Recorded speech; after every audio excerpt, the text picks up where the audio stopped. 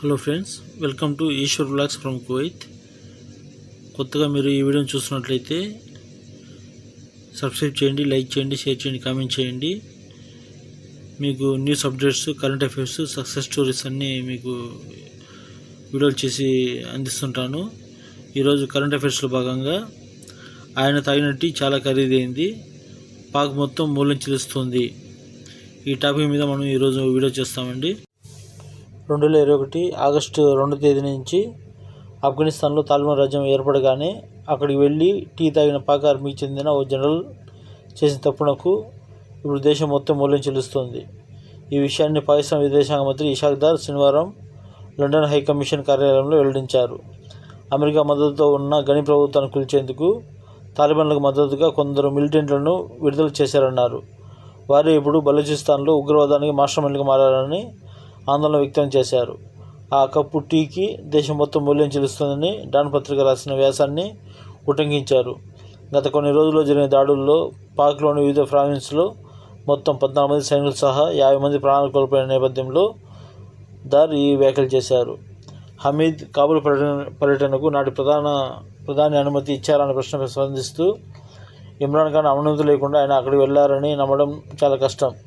ప్రధాని అనుమతి లేకుండా ఇలాంటివి జరగవు. సెక్యూరిటీ విభాగాలతో కలిసి మేము ఈ అంశంపై పనిచేయాలని పేర్కొన్నారు. 2021లో పాక్ ఐఎస్ఐ చీఫ్ ఫయాజ్ హమీద్ కాబూల్ సందర్శించారు. ఆ సందర్భంగా తాలిబాన్ ఆతిథ్యం స్వీకరిస్తూ ఓ టీ కప్పుతో దిగిన ఫోటో సంచలనంగా మారింది.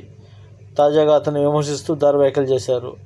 ఓ కేసులో ఇటీవలే పాక్ సైన్యం ఫయాజ్ హమీద్ను అరెస్ట్ చేసింది. ప్రస్తుతం ఆయనపై కోర్టు మార్షల్ జరుగుతోంది.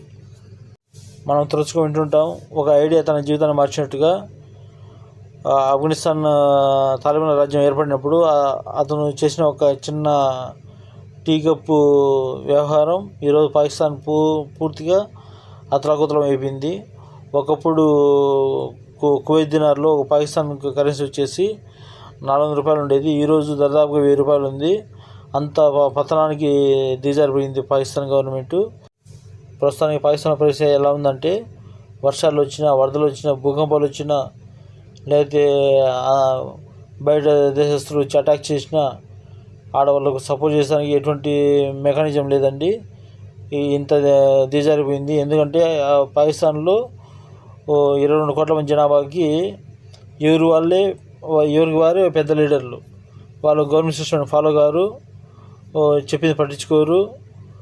ఏమన్నా ఎక్కువ పనులు వేస్తే తిరమల్లి వాళ్ళను బెదిరించడం, కాల్చడము, బాంబులు పెట్టి పేల్చడం జరుగుతూ ఉంటాయి. కాబట్టి ఎప్పుడైతే గవర్నమెంట్ అనే సిస్టమ్ పర్ఫెక్ట్గా ఖచ్చితంగా ఉంటుందో అప్పుడు అక్కడ ప్రజాస్వామ్యం వర్ధిల్లుతుంది. ప్రజలు స్వేచ్ఛగా జీవిస్తారు. తమ హక్కుల కోసం ఎంతో పోరాటం చేయగలరు. అందువల్లే మనం ఎప్పుడు గుర్తుంచుకోవాలి, చేసే ప్రతి పనిలో జాగ్రత్తగా ఆచితూచి వహించాలి. లేకపోతే ఇప్పుడు ఒక చిన్న టీ కప్ ఎలా పాకిస్తాన్ని అతలాకుతలం చేసిందో, బెలూచిస్తాన్ లిబరేషన్ ఆర్మీ అంటారు, టెర్రరిస్ట్ అంటారు, లేకపోతే ప్రాంతీయవాదులు అంటారు, రకరకాల పేర్లతో పిలుస్తారు వీళ్ళందరినీ.